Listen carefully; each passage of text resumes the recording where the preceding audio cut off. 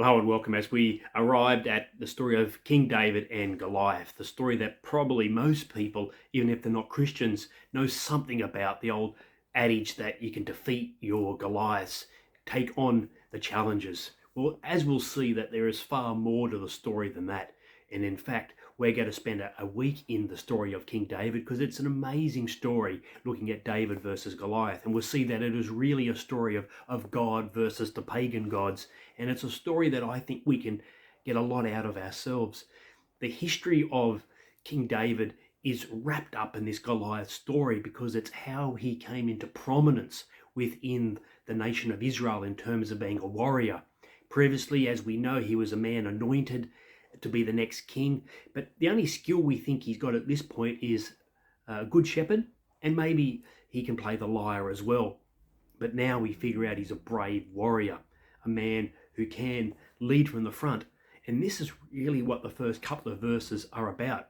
They're about the leadership vacuum that is currently taking place in Israel, even though the history of the first 16 chapters concerns the people of Israel looking for leaders, looking for a king, having somebody to actually lead them into war rather than relying upon God.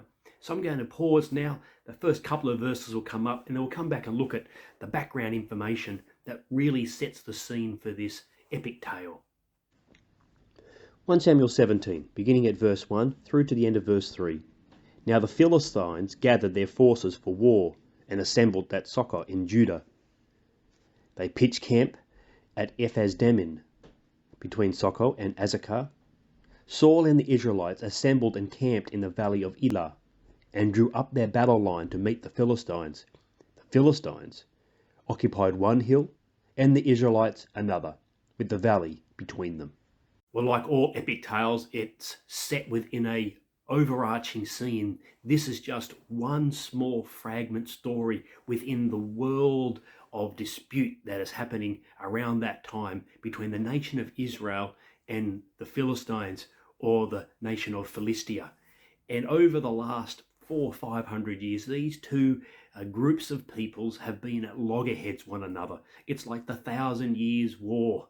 It is like 100 Years' War in reality, in terms of the war in England and France. It is two groups of people who are hateful of one another and spend a considerable amount of energy and time trying to acquire each other's land and remove the other from any field of exercising that power over each other.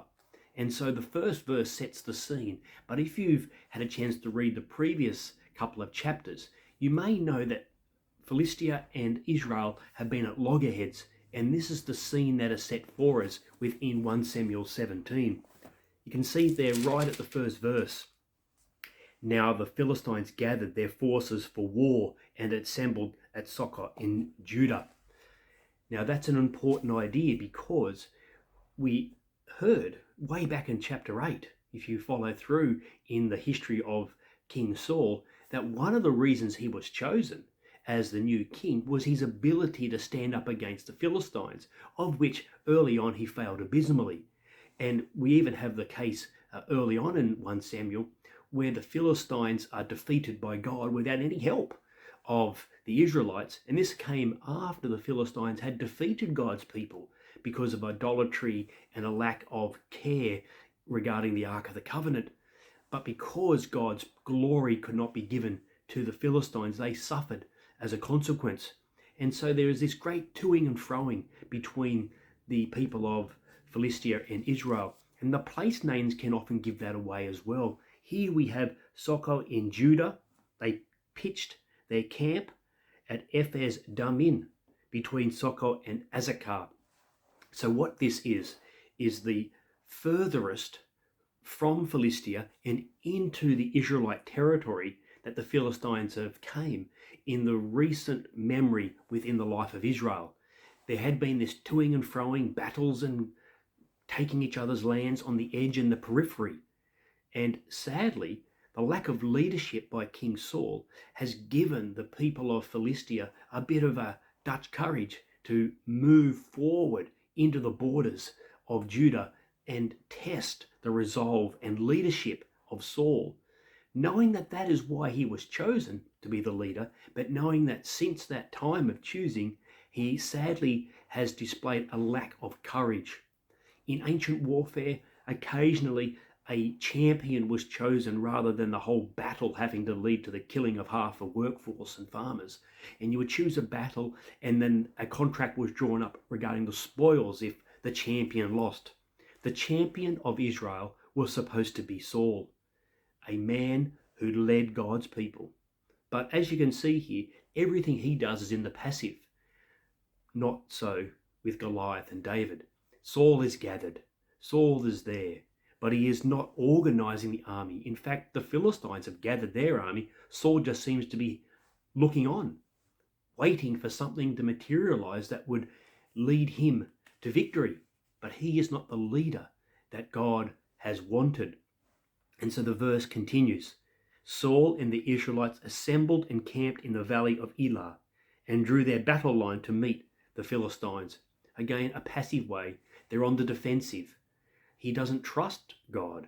He is fearful of the Philistines. He has seen their work. He has been on the receiving end of their power, and he has not been able to unite the forces successfully for long enough against the people. And so they're at two ends of small mountain ranges, really. And in the middle is this valley, a bit like a boxing ring in this sense, where Saul should have came to defeat the Philistine Goliath. But yet he waits, camped, looking on, listening to the chants we'll hear in the next couple of days. The Philistines occupied one hill and the Israelites another, with the valley between them. So Saul waits. What we're trying to see here in 1 Samuel 17 is the framing of leadership. There's a vacuum.